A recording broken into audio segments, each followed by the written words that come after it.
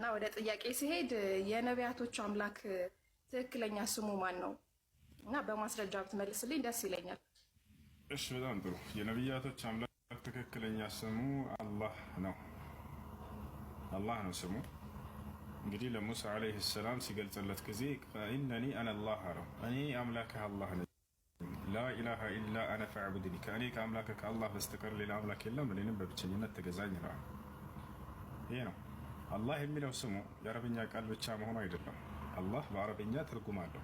አላህ የሚለው የአረበኛ ትርጉም አለው። ትርጉም ምንድን ነው ከተባለ በአረበኛ አልኢላህ አልማዕቡድ ቢልሐቅ ማለት ነው። በእውነት የሚመለከው ብቸኛው አምላክ ማለት ነው። ያችሁ ለሙሳም ምንድን ያለው እኔ አላህ ነኝ ካለው በኋላ ሲነግረው ምን አለ? ከእኔ በስተቀር ሌላ ማንም አምላክ የሌለ የሆነ እያለ ይነግረዋል። አላህም በቁርአን ላይ አላሁ ካለ በኋላ ላኢላሃ ኢላ ሁወል ሐዩል ቀዩም ይላል። ከእርሱ በስተቀር ሌላ ማንም አምላክ የሌለ የሆነ እያለ ስለ ራሱ ይነግረናል። አየሽ፣ እኔ ብቸኛ ከእኔ በስተቀር ሌላ ማንም አምላክ የለም የሚለው አላህ እያለ ይገልጽልናል። ይህን ለቀደምት ነቢያትም ሁሉ ያሳውቃቸው።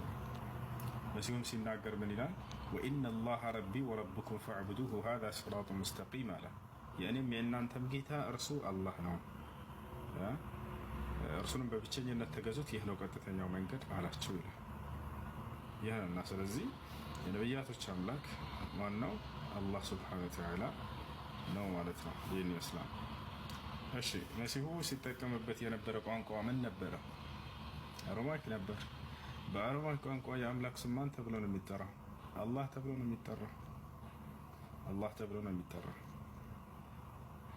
እሺ፣ እሱን ማየት ከፈለግሽ ማየት እንችላለን። እሺ፣ የአምላክን ስም በአረማይክ ማን እንደሆነ አንድ ጊዜ ላሳያችሁ። ኢየሱስ ክርስቶስ ሲናገርበት የነበረ ቋንቋ መጀመሪያ ምንድን ነው የሚለው እንመልከት። እሺ፣ ልተው ምን ታያለሽ? እሺ፣ አሳየሽ። ያና በመጀመሪያ የክርስቶስ ቋንቋ ምንድን ነው ብለን እስኪ እንፈልግ። ዋት ላንጉዌጅ ዲድ ጂሰስ ስፒክ? ኢየሱስ ክርስቶስ ሲናገርበት የነበረ ቋንቋ ያና አሮማይክ ላይ አስቀምጥልሻለሁ። አይሹ አሮማይክ የእርሱ ቋንቋ ነው። አሮማይክ ይላል። አሮማይክ ኢዝ ዘ ቤስት ናው አስ ዘ ላንጉዌጅ ጂሰስ ስፖክ ይላል። እንደ አጠቃላይ የእሱ ቋንቋ ይሄ ነበር። አሁን በአሮማይክ ቋንቋ አምላክ ማን ተብሎ ነው የሚጠራው የሚለውን እንፈልግ። አምላክ ማን ነው ተብሎ የሚጠራ እንፈልግ። አሮማይክ ዲክሽነሪ ላይ ገብተን ማለት ነው። እዚህ ጋር አሮማይክ ዲክሽነሪ ላይ እንግባ እና የአምላክ ስም ማን ተብሎ ይጠራል የሚለውን እናያለን ማለት ነው። እሺ፣ ያና አሮማይክ ዲክሽነሪ እዚህ ጋር ማንኛውንም ቃል ታስቀምጫለሽ። በአሮማይክ ማን እንደሆነ ያስቀምጣልን። እኛ የምንፈልገው የአምላክን ስም ስለሆነ ጋድ ብለን እንጻፍ። ጋድ ይታይሻል። ከዛ እዚህ ጋር ሰርች እናድርገው። የአምላክ ስም ማን እንደሆነ ራሱ ያሳያል። ኦኬ፣ ያና ሚኒንግ ጋድ አላህ ያ ሚኒንግ ጋድ አላህ ብሎ አስቀምጧል።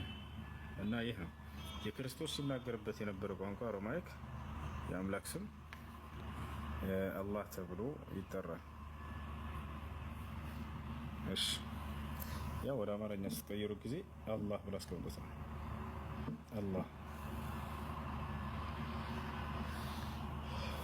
እሺ፣ እሱ መደበኛ ትርጉም ላይ ራሱ እንደዚህ አስቀምጠውታል። እሱ አይተው ከሆነ ቃል በቃል መቅዲሙ ላይ ይሄ ኤሎሂም የሚለው ቀጥታ አምላክ ወይም ደግሞ ጋድ በአረብኛው ደግሞ አላህ የሚለውን እንደሚወክል መቅደሙ ላይ አስቀምጠውታል።